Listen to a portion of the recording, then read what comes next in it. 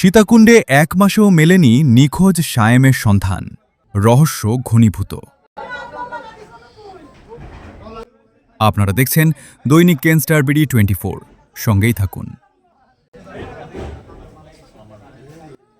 আমাদের সীতাকুণ্ড প্রতিনিধি রমিজ আলীর পাঠানো তথ্যচিত্রে রয়েছে বিস্তারিত।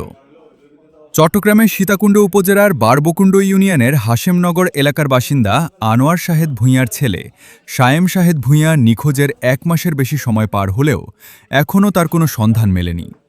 এ ঘটনায় এলাকায় উদ্বেগ, উৎকণ্ঠা ও নানা প্রশ্নের সৃষ্টি হয়েছে। পরিবারের পক্ষ থেকে সীতাকুণ্ড মডেল থানায় একটি সাধারণ ডায়েরি জিডি করা হয়েছে বলে জানা গেছে। স্থানীয় সূত্রে জানা যায়, সায়েম রহস্যজনকভাবে নিখোঁজ হওয়ার পর থেকে পরিবারের সদস্য ও স্বজনরা উদ্বেগের মধ্যে দিন কাটাচ্ছেন। তবে দীর্ঘ সময় অতিবাহিত হলেও তার অবস্থান সম্পর্কে নিশ্চিত কোনো তথ্য পাওয়া যায়নি। এদিকে ঘটনাকে কেন্দ্র করে এলাকায় বিভিন্ন ধরনের আলোচনা ও অভিযোগ সামনে আসছে। এদিকে নিখোঁজের ঘটনার তদন্তের অংশ হিসেবে এসআই ইদ্রিস মিয়ার নেতৃত্বে সীতাকুণ্ড মডেল থানার একটি টিম সংশ্লিষ্ট বাড়িতে তল্লাশি অভিযান পরিচালনা করে। বাড়ির বিভিন্ন কক্ষ ও আশপাশের এলাকা তল্লাশি করেও কোনো ধরনের সন্দেহজনক আলামত পাওয়া যায়নি বলে জানা গেছে। ইন্সপেক্টর নজরুল ভাই আসি এগুলো তদন্ত করে গেছে।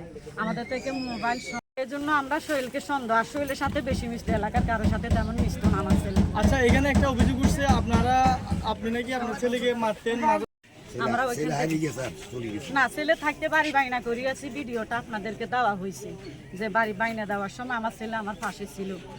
তারপরে দিয়ে আমরা ছেলে হারিয়ে যাওয়ার পরে আমরা এখানে কান্নাকাটি করতে ছেলে খুঁজতে খুঁজতে, তারপরে আমার কাছে আমার জন্য অভিযোগ আসছে যে আমি নাকি ছেলের সৎ মা, আমার নাকি পালক সন্তান, আমি নাকি মেরে ফেলি। বাসায় থেকে ফুট করি আমি সোহেলের সাথে মিশতো, সোহেলের সাথে যাইতো, তো আমি সোহেলের সাথে থেকে আমি আনি অনেক সময় তাকে শাসন করতাম ওর সাথে না মিশার জন্য।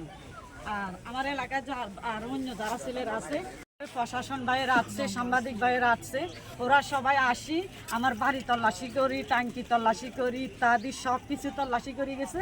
এখন কিছু পাই নাই। ওরা আমাদের নামে, আমার মা ও মেয়ের নামে ওরা মিথ্যা অপবাদ দিয়েছে। আর আমার ছেলেটা যখন সরে গেছে তখন এক মুহূর্ত শৈলের সাথে ছিল। 7টা থেকে 7:30